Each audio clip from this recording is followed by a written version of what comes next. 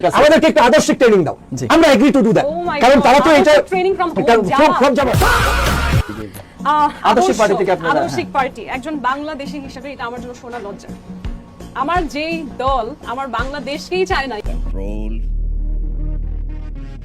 Control উদয়, এখনো তারা এমন ভাবে বলতেছে বাংলাদেশে সবাই চোর ছাত্র, আমরা একমাত্র আদর্শ শিখাতে এসেছি। আমরা চুরি করি না, চাঁদাবাজি করি না ভাই, আমরা পার্লামেন্টে গিয়ে চোর ছাত্রদের সাথে বসে বিরিয়ানি খেতে যাই, কারণ আমরা তাদেরকে সঠিক পথে আনতে চাই। মানে কি যে কোন লেভেলের আদর্শ, কাদের কাছ থেকে যারা বাংলাদেশ চাই নাই।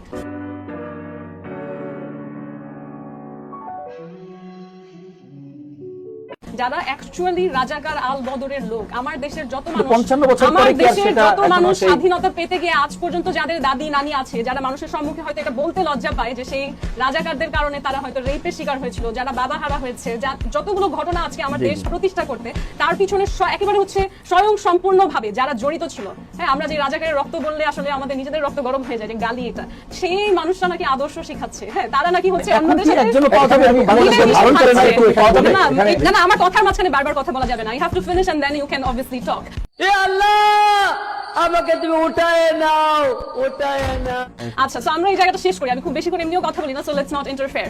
সো আদর্শের জায়গাটা যখন তারা দাবি করে, এটা আদর্শ নিয়ে ঠাট্টা করা হয়। ইনফ্যাক্ট এই যে কিছুদিন আগে ইন্টারিম সরকার, এই ঘটনাগুলো যদি না হতো, আউটকাস্টিং শেখ হাসিনা, এগুলো যদি না হতো, আমরা যে আইন প্রশাসনের কথা বলি, সেই আইনের কনভিকশন, আইনের রায় অনুযায়ী জামাত থাকতো এখনো হচ্ছে একটা ব্যান্ড সন্ত্রাসী পার্টি, রাইট? আমরা যে আইনের সুশাসনের কথা বলি, সেটা যদি আমি রেসপেক্ট করি যে আইনের এটা মতামত, তাহলে তো দে আর সন্ত্রাসী দেমসেলফ। সো সেইং যে তারা আদর্শ শিখাবে, এটা ফানি। যেটা ভাইয়ের বলা উচিত ছিল সেটা হচ্ছে, আমি বিরোধী দলীয় আসছি সংসদে, আমার এখানে প্রাইম মিনিস্টারের সরকারি দলের যতটুকু দায়িত্ব আছে সঠিক কথা বলার, এখন আমি পূর্বে যা করছি I am trying to image for myself. আমি নিজেকে আত্মশুদ্ধি করার চেষ্টা করছি। আমি জামাতের লোক, আমি জানি আমার ইতিহাস নোংরা, সেই জায়গা থেকে আমি আত্মশুদ্ধি করার চেষ্টা করছি। সেটা না বলে সে যখন বলে যে বাংলাদেশের এই বিএনপি সবাই চাঁদাবাজ, তারা সবাই হচ্ছে চাঁদাবাজদের সাথে ঠেকায় পড়ে বিদানি খায়, কারণ তাকে ক্ষমতায় থাকতে হবে একই সাথে, এটা আদর্শের কথা না, এটা আদর্শ বিচ্যুতির সবচেয়ে বড় উদাহরণ।